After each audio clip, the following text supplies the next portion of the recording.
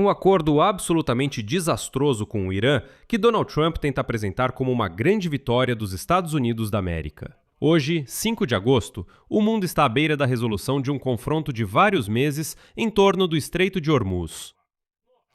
Mas esse desfecho está bem diferente do que Donald Trump descreveu há alguns dias, quando ameaçou o Irã, cito, com o maior ataque desde a Segunda Guerra Mundial.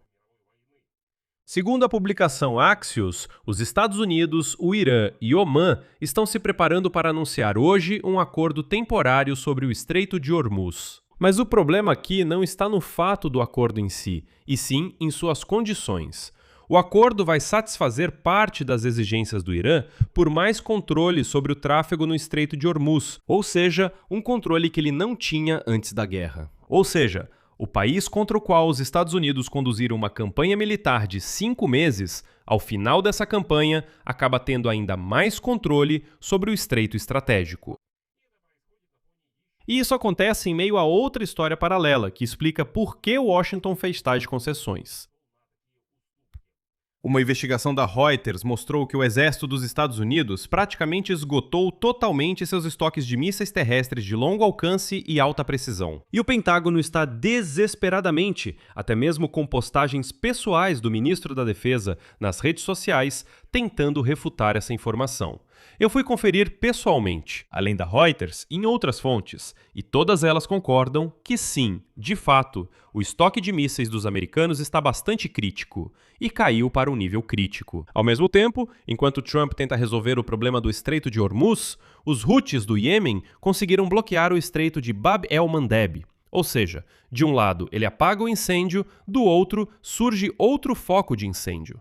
Enfim, vamos analisar juntos todo esse assunto agora. Meu nome é Alexei Petit, vamos direto ao ponto. Mas antes de começarmos este episódio, peço que vocês se inscrevam neste canal do YouTube. Estamos chegando à marca de 300 mil inscritos, então ficarei muito grato por cada inscrição de vocês.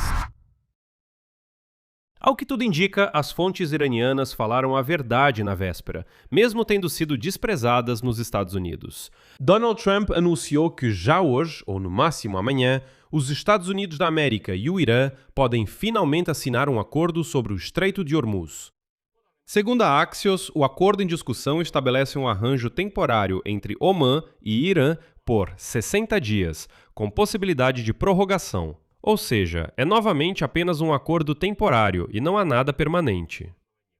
E eu quero lembrar que em junho eles já haviam assinado, em 17 de junho, um acordo temporário semelhante que depois foi violado. Além disso, lembra como Donald Trump dizia que o Irã não teria controle sobre o Estreito de Hormuz e não poderia cobrar pelo trânsito dos navios? No rascunho do acordo, está indicado que a movimentação dos navios pelo Estreito de Hormuz será organizada assim. Todo o tráfego que entra no Estreito de Hormuz e no Golfo Pérsico seguirá pela faixa norte, ou seja, pelas águas iranianas.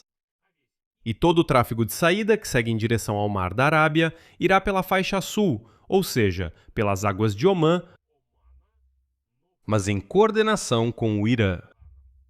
Observe a formulação. Em coordenação com o Irã, se aplica até mesmo aquela faixa que está fisicamente localizada nas águas territoriais de Omã. E essas são exatamente as condições que discutimos ontem aqui neste canal do YouTube, citando fontes iranianas, embora em Washington as fontes dissessem que tudo isso é mentira. Vamos continuar. Taxas ou encargos pela passagem de navios pelo estreito não serão cobrados, mas apenas por 60 dias. E depois, como se diz, veremos o que acontece. O acordo também prevê um plano separado para a remoção de minas marítimas. Os canais centrais de navegação, durante os 30 dias seguintes, fazem trem após o que essa faixa central limpa será usada para o tráfego de navios.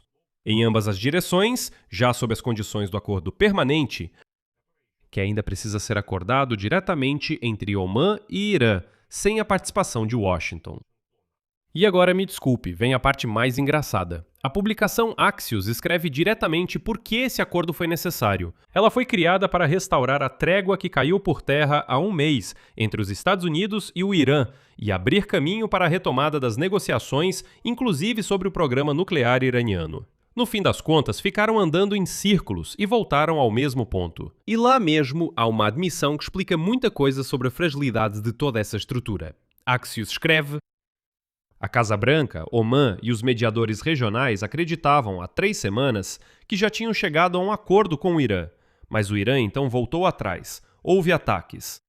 A posição do próprio Donald Trump mudou rapidamente nos últimos 2 dias. Em entrevista à Fox News na terça-feira, Trump declarou literalmente: o estreito será aberto muito em breve, ou eles receberão um golpe muito forte. E então o estreito será aberto de qualquer maneira. Se eles recuarem novamente, receberão um golpe realmente forte. Eles sabem disso, eles entendem isso. Eu simplesmente não tenho escolha. Ao mesmo tempo, Trump destacou que sua primeira escolha não era retomar os ataques, mas sim um acordo diplomático. E ontem à noite, no horário de Kiev, Trump especificou os prazos exatos. O acordo para a reabertura do Estreito de Hormuz, cito, pode acontecer amanhã ou depois de amanhã. E acrescentou que houve um progresso significativo e que os resultados serão conhecidos em até 48 horas. E é aqui que surge a primeira grande contradição. Na verdade, houve muitas delas ao longo de toda a guerra. Ao mesmo tempo em que essas declarações belicosas sobre um forte ataque de Donald Trump eram feitas, o Comando Central dos Estados Unidos publicou na rede social X uma declaração própria, dizendo que a rota sul do Estreito de Hormuz, que passa pelas águas territoriais de Omã, abre aspas, permanece livre e aberto, e que os militares americanos já ajudaram mais de 1.000 navios a atravessar esse estreito, apesar da agressão injustificada do Irã. Ou seja, de acordo com uma versão, a rota sul através do Estreito de Hormuz já está livre e aberta neste exato momento. De acordo com outra versão, dita pelo próprio presidente Trump no mesmo dia, o estreito ainda precisa ser aberto, e o Irã pode sofrer um golpe muito forte se isso não acontecer. Então, afinal de contas, como é que fica? Na verdade, com esse estreito, ele está aberto ou precisa ser aberto? E se não abrir, então o Irã será atacado? Agora, a segunda parte do tema de hoje, e ela explica diretamente por que Washington concordou com as condições que deixaram Teherã com mais controle sobre o Estreito de Hormuz do que tinha antes da guerra. A agência Reuters publicou uma investigação baseada em dados de 3 fontes familiarizadas com as estatísticas internas dos estoques de armas dos Estados Unidos. E aqui está o que ela escreve. Em 5 meses de guerra com o Irã, o exército dos Estados Unidos gastou quase todos os estoques de 2 tipos principais de mísseis terrestres de longo alcance e alta precisão: mísseis ATACMS e mísseis PRSM, ou seja, o Precision Strike PRSM. Precision Strike Missiles. A redução drástica dos estoques desses mísseis, segundo a publicação, causa séria preocupação dentro da administração Trump. Em relação à capacidade dos militares de conter ou responder a futuras crises envolvendo a Rússia, a China ou outros adversários. A dimensão do problema não se limita apenas a esses 2 sistemas. Segundo uma das fontes da Reuters, os estoques de mísseis de cruzeiro Tomahawk também estão significativamente esgotados. Quase metade do arsenal mundial dessa arma foi consumida desde o início desta guerra. Além disso, segundo a CNN, o exército americano consumiu quase 80% de seus estoques de interceptadores THAAD em relação ao nível anterior à guerra, e cerca de metade dos interceptadores Patriot. Ao mesmo tempo, segundo estimativas do Centro de Estudos Estratégicos e Internacionais, antes da guerra, os Estados Unidos tinham cerca de 2.200 mísseis Patriot, dos 2 modelos mais modernizados, e 452 mísseis THAAD. Isso foi divulgado publicamente. Mas já no final de julho, os estoques de mísseis THAAD caíram para 278 unidades.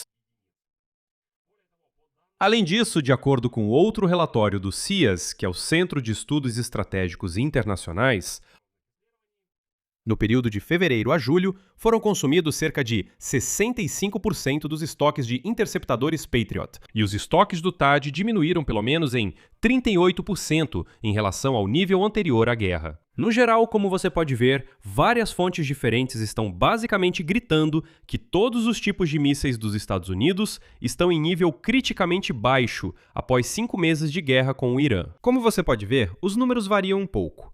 mas a essência é que a redução realmente é crítica. Por outro lado, sabe-se que os militares americanos já encomendaram uma grande quantidade desses mísseis para 2027. E o próprio exército declarou que o ATACMS está sendo gradualmente retirado de serviço em favor do PRSM. Em resposta a todos esses dados, o ministro da Guerra dos Estados Unidos, Pete Hegseth, ficou nervoso e declarou, cito, "Essa informação não corresponde à realidade. CNN, que vergonha para vocês! Nós não odiamos fake news o suficiente!" Mais tarde, o porta-voz do Pentágono, Sean Parnell, declarou: "O exército dos Estados Unidos é o mais poderoso do mundo e possui tudo o que é necessário para cumprir as missões na hora e no local que o presidente escolher. Realizamos várias operações bem-sucedidas em todos os comandos regionais, garantindo que os militares americanos tenham um arsenal profundo de capacidades para proteger nosso povo e nossos interesses." O próprio Donald Trump, ao responder sobre estoques, afirmou que os Estados Unidos têm, cito, "muito mais munição que qualquer outro país." A seguir, literalmente. Nossas empresas de defesa estão produzindo agora mais munição do que nunca, além de expandirem suas fábricas e equipamentos em um ritmo recorde. E aqui vale destacar que até mesmo a própria Reuters concorda que a produção de alguns tipos de munição, incluindo projéteis de artilharia e uma série de tipos de mísseis, realmente atingiu recordes. Assim, os estoques serão reabastecidos. Mas, ainda assim, os comandantes militares alertam separadamente que os estoques esgotados forçam os Estados Unidos e seus parceiros da coalizão a correr grandes riscos ao interceptar ataques. E os drones baratos ainda não substituem mísseis caros de alta precisão e longo alcance, como os ATACMS ou PRSM. Que, segundo eles, ainda são essenciais para atacar centros de comando, baterias antiaéreas e outros alvos protegidos a grandes distâncias. Que os drones mais baratos ainda não conseguem superar, ou, como eles dizem, não conseguem sobreviver nesses alvos. Ou seja, eles querem dizer que lá eles certamente seriam atingidos por guerra eletrônica ou defesa aérea.